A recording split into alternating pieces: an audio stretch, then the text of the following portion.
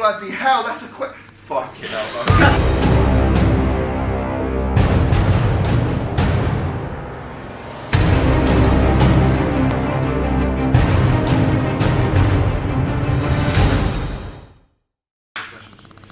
What's going on, Team JD Fitness? What's up, guys? Welcome to the first video in a long time. Okay, so in today's video, guys, I've got some special guests. I've got my boy Danny, Katie, and we're gonna be filming a load of content. In this video, you guys are gonna see a lot, from Q&A, from training. So basically, just stay tuned. That's what I'm saying. Just stay tuned. All right, guys. So in this video, as I mentioned, we're gonna be going through a bunch of questions. So all three of us, we had this idea a bit last minute. My idea. For those of you that follow me a long time know that I'm very Mr. Last Minute. But we've had some questions through the Instagram. I've had a few questions from clients. So we're going to get through those questions. Okay, we have a very kind of different background with myself as a natural competitive bodybuilder. Danny, obviously... Natural, bro. Not so natural, you know, with the use of PD. So he's going to talk about a little bit about that. And obviously, Katie's also a natty. And it's just good to have a lady in a group to kind of get a different perspective. Oh, I'm a lady. She's a woman. So, guys, we're going to get into this. Right, do you want to go first? You want me to go first? I don't mind. Alright, I'll go first. So, Lauren asks, what supplements do you suggest for a natural bodybuilder pre, intra, post workout? So, I'll answer this first, and then we can see what these guys think. So, personally, for a natural bodybuilder, I've been natural. I've only been enhanced for about 2-3 years now, so I have trained as a natural.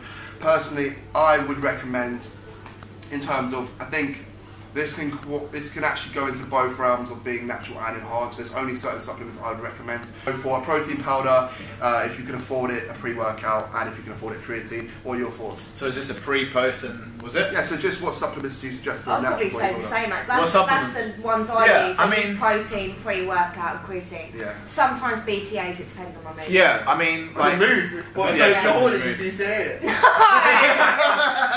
So in terms of supplements, what you need as a natty, I mean, listen, the first thing that's most important, I always say to everyone, for those of you who follow me, is food is key, right? So if your food is not in place, if you're not having, like, you need to acknowledge first what it is you want to achieve. You know, it doesn't matter whether you're a natty or non-natty enhanced athlete, you need to, first of all, understand what your goal is. Are you trying to achieve fat loss? Are you trying to put on lean tissue? Kind of know what you're trying to do. So in this scenario, let's say you're trying to put on muscle, which I'm assuming, do you know this person? Who? Oh, Lauren, yeah, so Lauren she's a female that trains. Okay. And her aim is to put on muscle, so... Okay, so if your aim is to put on muscle, then obviously acknowledge you need to be on a caloric surplus. Okay, that's the first thing. So be on a caloric surplus, so make sure you're tracking your food, make sure you know what's your calorie intake is. Then make sure you're also having sufficient amount of protein, okay? So minimum amount of protein, pardon me, I'd say is a gram per pound of body weight, okay, which works out to about, I think it's 2.2 grams per kilo. Yeah. That's the right calculation. Cool. And then from there, then start talking about supplements. Obviously, I'd say a protein powder, just to help you with your protein intake. That's really it. I wouldn't say you need EAAs at the beginning, just purely, if you have sufficient amount of protein, my view on this, and even there's a few studies to also back this, if you have sufficient amount of protein in your diet, I wouldn't really say that you need the use, you don't need like any branched chain amino acid supplements. I think they come in handy when you diet, but that's a topic, or if we have that question, we'll get to it later. Cool, next question. That's it. So just to sum that up real quick, food, protein. Yeah, but in terms of actually what supplements, if you are to take supplements, protein powder, creatine, pre-workout if you can afford it, food if always you need the way forward. Yeah. So it's female building. Yes, female, yeah. Yeah. So I'm obviously the same. She's a female, ask her. I'm a female. She's got a vajayjay. Well, my dick's still bigger than both of you. Wait, right. As a female building muscle and wanting to do it natural and everything, as these guys have said, I do the same thing. I use protein. Yeah. I do use creatine. I find creatine really helps. I normally have about 2 protein shakes a day. Yeah, I think it's about good enough. Yeah, I normally have like 1 in the morning with my first meal, and normally 1 after training. Yeah. And I always have. If you're having a shitty day, then I'll have like 3 or 4, but that's rare. Yeah. Like, that's really rare. Let's stop waffling. That was a great question. So yeah, so protein, creatine, and pre-workout, and creatine. Yeah. Well, what's your favourite dinosaur? Answer it. What's your favourite dinosaur? Comment below. I want to know what your favourite dinosaur is. Right? I want to know. Yeah, I'm kind of intrigued. I want to know what your favourite dinosaur is. Alright, guys. So. Okay, who's first? Go. Yeah. What's your favourite dinosaur? Okay. T-Rex. The best one, isn't it? I'm gonna go Triceratops. Oh, Quadzilla. Quadzilla's my favourite. Mine's a crocodile. Because they still That's what's dinosaur, bro. They're fucking dinosaur! Rotten. Crocodile are still part of the dinosaur race. Alright, I can't. That was quick. Let's go on to another one. Right. Bloody hell, that's a quick. Fucking hell, bro. Look at that. Oh no, this is the best one. So I have like, it's long. Okay? You're long. So basically, I am long. Should you don't know, I'm not going to say names, so keep this one private. Oh, is it bad? No, it's not bad, I just want to keep this, obviously, the privacy. Okay, come on. So, the question is, this is up. mostly for the gents, okay? Should you stop having sex if you're trying to bulk? No. Are you mad? You think I'm going to stop? Ladies, we are free to do what we want. No, this you know question doesn't apply to us. It's Are you you know mad? what? Someone, they Who asked said that? this, but there has been previously, I've heard of articles in certain magazines, I will not say what magazines. No, not that kind of magazine, like fitness magazines. Oh, yeah. Fitness magazines, fitness thing. yeah, absolutely. Fitness magazines where they've said, you know, if you want to get better results, you should refrain from. Bun that. The answer to that is no. Keep at it. Keep at it. The more, the better. Listen, mate. Energy expenditure. The more you burn, the more you can eat. So really, it's only helping you. Do you know what I mean? Especially. And increasing testosterone, natural testosterone, and then decreasing it. Plus, sex burns calories, so it's win-win. Basically, long story short, you don't. Just keep maybe at it. just do a quickie. Don't do a long 20-minute thing. Just 5. Done. Just keep at it. Don't worry about it. For you. No, calm down, bro. Alright, go. Right. So, question number 2, well, my question number 2, obviously these guys have asked as well, has come in from my boy James. He is a good friend of mine. He's living out in Australia. And his question is, what's the biggest sacrifice you've had to make? Now, I think he's relating this to the bodybuilding and the lifestyle of bodybuilding rather than a general life sacrifice. Although we can, if you guys want to answer it as a life sacrifice, you can. But in terms of like a general bodybuilding sacrifice, ages and ages ago, I used to play in a band. I used to go on tour a lot. And I guess I had to sacrifice more of that music lifestyle to swap into bodybuilding, because obviously when you're on tour, you're drinking shit. A couple of the boys are doing drugs, diet's shit. Sorry, you know, so being on tour, you know, it's great. But yeah, for me personally, I didn't have to sacrifice anything in this lifestyle. It came quite naturally to me. I just started eating out of Tupperwares and started making muscle. But that's me. What about you guys? Sacrifice. I mean, it's not really a sacrifice as such, right? Because bodybuilding, like people kind of make it a sacrifice. The way I look at it is, no one's ever put a gun to your head to say, "Hey, you got to do this," and you got to make like you're willing to do it. So it's not really a sacrifice, but it's more just getting rid of kind of toxic people in our lives. So when I'm now 20, coming up to 27. First show I did, I was 19. I was the first year at uni, and I had a lot of people that were kind of against me doing it, from family to really close friends, and I had a lot of people who I thought would support whatever dreams I had in life, and it was more people you're very close to. So it's kind of, in a way, it's hard to give up those friendships. Yeah. But when it's something you love, then if people are in your life to support you, then they're going to support you. So it's not really a sacrifice. It was kind of like I knew that what I wanted to achieve was this goal. I wanted to compete, and those that was true and stood by me. So it's more about cutting certain people out of your life if they're not going to allow you to pursue forward in your goals and dreams, really. So it's not a sacrifice as such, but it's more of a it kind of answers the question in a way. What about you, Kate? I don't think I've sacrificed anything. I only sacrificed millions, mate. Huh? Whatever you sacrifice. Yeah, I don't think I've sacrificed anything, because it's a choice that I've made, and I don't really give a shit what anyone else thinks. Really? So it's a choice that I've decided to do. I love my training, and I've ended up prioritising that over everything else. I would rather spend an hour or 2 in the gym than spend an hour or 2 in a club with a bunch of people I don't like. Yeah. I think you've got to ask yourself this, right? If you're feeling like you're having to sacrifice, is it really what you want to do? Do you know what I mean? Because it's one of those things. Yeah. So ask yourself that. If it's something you want to do, then it's not really a sacrifice, it's just a decision. It's just a lifestyle. Yeah, it's a lifestyle. Do you find it hard to stay motivated? Depends. I go through phases. Yeah, I mean, I think it's a lot of it's your mindset and your mentality. If you're we all have bad days. If you're having a bad day, if you've got the mindset of someone that gives into that and says, "Oh, do you know what? I have a lazy day. I don't really care." But if you've got the mindset of, no, I've got shit to do, I'm going to get this done, ignore the bad mood, I'm going to keep going. I don't really... The thing is, guys... It's just more mindset than motivation, isn't it? I'll tell you what it is, guys. This is what it is.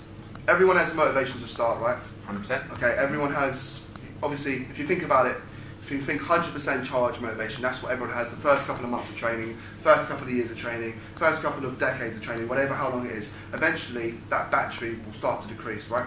Now, what makes the difference between someone that sticks to what they're doing and pursues the dream and the vision is called discipline, right? Discipline is what's going to get you there. Discipline is going to make you eat your meals, go to the gym, stay on plan, you know, drill your cardio when you don't want to do it. It's being disciplined to know that you have to do what it takes to get to the top. Because everyone, pretty sure, from these, you know, all three of us have run out of motivation at some point.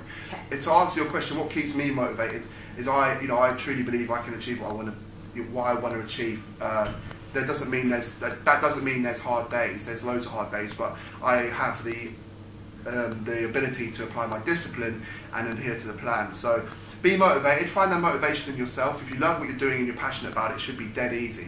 But it's not always sunshines and blowjobs, guys. It gets hard, you know. So apply the discipline and go from there. Go from there. I think Danny's kind of taken the words out of my mouth as well. It's pretty much that. I mean, if you are passionate about something, you know, you are going to be motivated.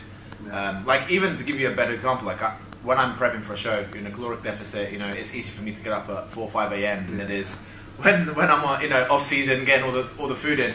But at the end of the day, like, you know, like Katie and both of these guys have said, you are going to have some shitty days, and that's okay. But those are the days you kind of got to wake up and, you know, ask yourself, right, what do I want to get out of what it is you're trying to achieve? Whether you're trying to be a successful business person or you know, whatever you want to be. Yeah, whatever you want to do. If you want to be the best burger flipper in the world, you run out of motivation. Just look, put it this way: we're all going to have some down days, but you know, do we struggle to get motivated? I think everyone has their days. Yeah, of course, but that's when, you know, that's just life. Yeah, you know, and if you're struggling to find motivation or you're going through a rough patch, then surround yourself with people who are going to help you, you know, find that motivation up. And I think your surroundings and your circles are massively, massively important to your motivation. Yeah, you know? definitely. If you're around negative people pulling you down, blah blah blah blah blah, you know, burn them off. Find some new people, and you'll find everything changes. Your motivation changes, your positivity changes, your life changes, your outset changes, your mindset changes, your gains change. That's how it works, people. Next question. Boom. Right, so I've got one here really good from my boy Erkan. So he's asked, what is the favourite exercise to grow legs? Now, I think, like, depends what it's a great question. So I think to grow legs, before we go into an exercise, you can't just pinpoint one exercise. I would say, there's no. I mean, it depends. Like, if you're genetically gifted, then like what if you your do legs. One exercise every single day, your legs. No, like some people so can just do one thing and their legs will develop or a certain body part will develop. I mean, most people. Why don't we do a podle? I don't want to put you to shame.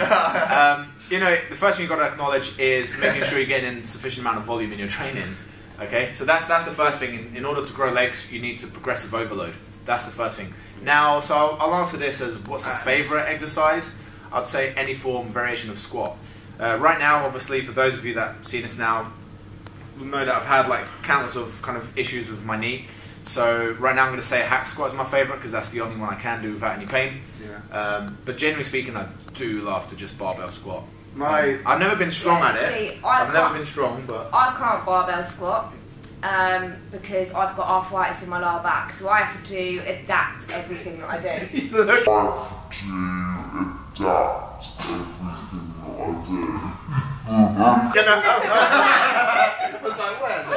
touch me. Don't touch me, bro. No, I have to start that again. No, keep talking. I was like, where, bro? Where's arthritis? Your code is like, where? It's not something you can see, it's inside. I'm checking it. I'm like an old little lady. Anyway. I can't barbell squat because I've got arthritis in my lower back, so I have to adapt everything that I do. So things like hack squats are so much better for my back, or safety bar squats are so much better. You love a V squat? But I do love a V squat. If you guys... Progressive overload. Wait, don't cut me off like this, bruv. Listen. Yeah, so best exercise to grow legs. Personally for me, get strong at the basics, eat a calorie surplus, progressive overload logbook, your legs will get bigger. Boom. Simple as That's that. it. Yeah, it's simple as that. In terms of the best exercise, the best exercise is the one that you can get really good at and really strong at. The one you connect with the most. Yeah, it's not like saying the squat's the best exercise for legs, because it might not be. Just really quickly tell people what we mean by like progressive overload. So the easiest way of saying this, progressive overload is your weight times your sets times your reps. So you want to progressively increase on that. So you know, you don't necessarily need to increase your weight all the time. No. You can increase the time on attention. You can increase obviously the amount of reps you're doing, the amount of sets. If you get like really strong, let's say you've got like a 100 kilo squat, right? And you're getting comfortable with 10 reps, a progressive overload doesn't mean you have to go up to 105 or 110 kilos. No. Although that would be a form of but it doesn't mean you have to. Yeah, you can do, let's say you're doing 3 sets of 100 kilo for 10, you can now do a 4th set, okay? That's progressive overload. Or you can now do 12 reps on the 3 sets. So that's progressive overload. So that's basically what it is. Whose question's next? It's you. Okay, this is a funny one. Mikey Fitness UK asks, no sex again or no gym again? So obviously you can either have sex, basically gym or sex. I know the answer, Ralph. No sex again or never lift a weight again. So what I would do, I thought about this earlier in my kitchen, I was like, listen, You had time to think about this, bro. No, listen, I was like, listen. But he said no sex, he hasn't said no foreplay or anything like No, that. wait, cheeky, calm down. Listen, This turned into a very sexy conversation. Right, hold up, 2 seconds, B. No sex again, I'll never lift a weight again. I thought, you know what I would do is I would find a young lady, I'd find a young lady, do the thing, get her pregnant, then I don't have to have sex again. So I've got a baby. Do you know what I mean? Because I'm sorry, if you could never have sex again or never go to the gym, I'm banning off the sex, bro. Do you know what I mean? Yeah, I would probably get rid of the sex because there's so many other things you can do to come. You haven't got to have sex. Bloody hell! Alright. Just straight to the point. This is the clickbait title. No sex or gym. No. Coming. Oh my god. Oh my god. What else are you meant to put in? Oh, right, okay. Well, to answer your question, I'd rather not have sex again and keep going to the gym. But then the problem is you get bigger, then more people want You get bigger than you're fucked. But then hard question. I will not answer this question. Of course. Okay, I'm gonna... Is a flat stomach actually achievable without 7 days a week in the gym? Absolutely. Yes. 100%. Yes. Yes. I don't think you need a female to answer that. Yeah, Listen, you don't need to be in the gym 7 days a week, no. man. No. Your stomach and abs and all of that is 100% down to your food. Yeah. Yeah. That's Absolutely. it. I think there's no other way to say that. So I mean, to put it very simply, abs are made in the kitchen. You could go to gym 4 times a week and still have perfectly good abs. You know, if you think about it, you're going to the gym to create stress. A lot of people think it's down to how much body fat you have, basically. Exactly, but everyone's like I really don't want to sound horrible, but I get a lot of people, girls, boys, young, old, big, fat. They'll message me and they'll ask me, you know, if I keep doing crunches while I get abs. The answer's no. The best way to get abs is to start dieting, stop eating less, start doing more, create that calorie deficit, and you will still train a muscle though. Yeah, like your abs are still a muscle. So if you crunch or do sit-ups or whatever every day, you will strengthen your abs 100%. But that doesn't necessarily mean that they're going to show. Yeah. It just means that you're strengthening everything behind it. But to actually get them to show is all down to your food. Yeah. What different results should I see if I lift weights, say 4 times 10 of a heavy weight or 4 times 10 of a lighter weight, but resisting the weight for a count of 10 instead of a count of 3? It's a great question. What do you mean? So basically, I've got the sets, but the count of 10 and count. So like basically time and attention. So do you do 4 sets of 10 and like on the kind of a 3-second count, or do you do a lighter weight but 4 sets of 10 with a 10-second count? So never do 4 sets of 10. Here we go. Here we go. This is a good one. I mean, I would say you're better off doing it on a 3-second count. Obviously, time under tension is important, but like we answered earlier, progressive overload. I think you get better results from progressive overload than just constant time. Don't get me wrong, time under tension is important. I think overall, what you need is time under tension and progressive overload. Yeah. But one thing before, I do want to just say this a lot. There's so many people that are so conscious of their form. Yeah. They hold themselves back. You know, they stop themselves progressing. Guys, obviously, execution of the weight is very, very important. You need to be lifting the weight in the right manner with full range of motion. But remember, you know, if you actually truly want to get stronger, you actually genuinely, sounds stupid, need to get stronger. Yeah. So don't be afraid to kind of, as long as it's safe, my rule of thumb is as long as it's safe, you know, don't be afraid to test yourself, and, you know, tread hard, and actually, you know, don't be afraid to jump up the weight a little bit, you know, be safe with your ego, don't be stupid, I don't want to see you guys dying, you know, but increase the weight. Form's important, but I'm not being funny, this sounds harsh. Most of the people, if I think about it, who I see in the gym, they're so worried about their form, they're actually holding themselves back. And they're like, oh no, but it's got to be 100 seconds down, bro, otherwise I'm not getting enough time. Keep it simple. Yeah. Keep it simple. Yeah. I do agree, I do agree with that, but I also am more of a person that form is more important than weight. Yeah. Yeah, 100%. For me, anyway. Yeah, form is more important than if your weight. form isn't right and you're not engaging a Sorry muscle to or disagree. what? Sorry to just No, I'm gonna go into that. Video, bruv. No. If you can't engage the muscle correctly, Yeah, of course. and you're just kind of all over the place. So I would say just keep it, for those of you that are watching this, especially my kind of audience, keep it really simple. Don't. Exercise, least favourite exercise in the gym. For me, my favourite exercise at this very point in time is leg press. My least favourite exercise, bicep curl. What's yours? My favourite is lat pull downs, and my least favourite is bicep 21s. You done So, them? yeah. Cool. But yours? My favourite moment is definitely T-bar row or a dumbbell press. At the moment, I actually bicep curl. At the moment, for some reason, I've always loved training arms. Who wants to do this? No, I used to love training Who arms. does this? I remember like the days of working in the gym, and I would kind of just go do arms just because I just find it so much fun. At the moment, I just That's why find your training. arms are massive, though. At the moment, I find arms really boring, so I find them that mine are actually strong. Right, next question, go. Do you eat chocolate? Yes. Do you eat chocolate? Yes, obviously. You've got to eat chocolate. Yeah, 100%. I don't eat chocolate, I don't like it. Right, it's the biggest difference I found when I made the decision to start taking anabolics. You're basically altering your chemical hormones, guys. You're altering your hormonal level. So, for example, in a feeling, there's more aggression in the gym. I feel more like a man, confidence, your sex drive goes up. Yeah, stuff like that. In terms of training, strength goes absolutely through the roof. That's my favourite part of being on cycle. It's not even like the muscle gain, it's more of the strength gain. Like I'm able to touch weights that I've never touched before, lift things I've never lifted before. You know, it's just a nice feeling going and messing up weight. For example, if George was to take something, you know, he's incredibly strong already, right? His strength would go absolutely through the roof. So those sort of side effects, well, not side effects, those sorts of perks, you know, yeah, they're very enjoyable. Does it shrink? No. So, okay, so let me just clear this up. That's a great question. A lot of people Yeah, so say that. that question Right, was, so- does it shrink? Right, let me clarify this to Katie.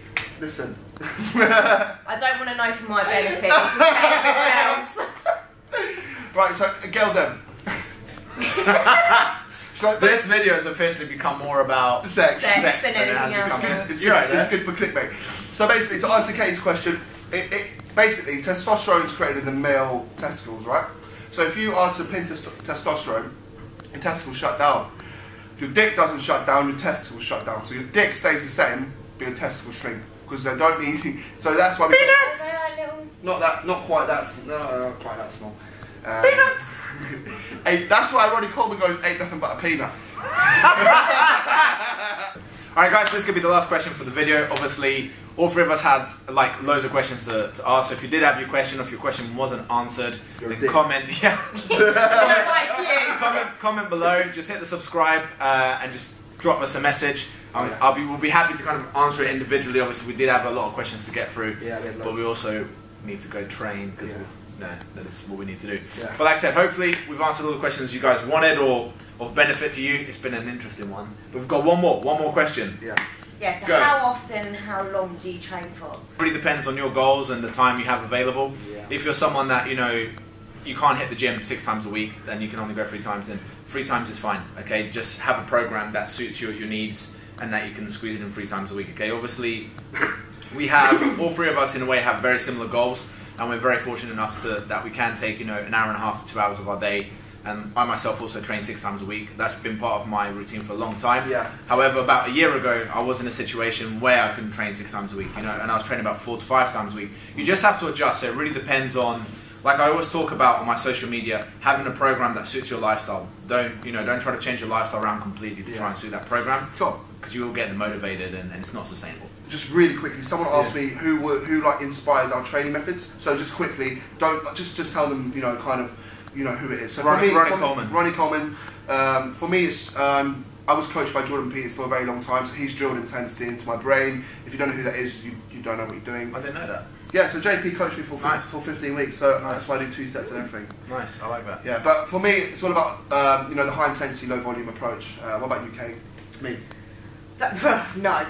I don't really have anyone specific. There's for me, and a lot of females out there probably feel the same. Like, it's a lot of people on like the typical Instagram that give you the motivation. Like a few examples is Carly. Yeah, Carly Thornton. Absolutely love her. Real motivation girl. And like Dom Dizzy. Oh, man. Absolutely love her. That She's was legendary. She's insane. We should get on the Q&A. We should.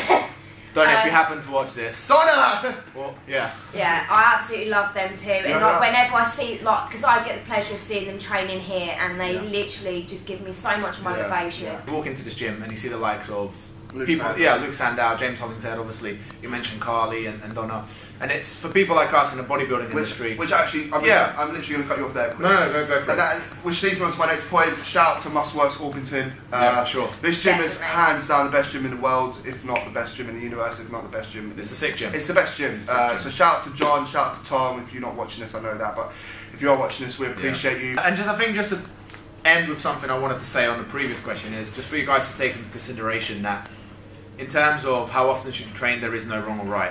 You know, so just because we train 6 times a week, or there really is, as long as you're achieving 1 hour a week is better than none. Yeah, even if you're doing half an hour, even if you're doing half an hour, even if you're doing half hour a week, you know, it doesn't really matter.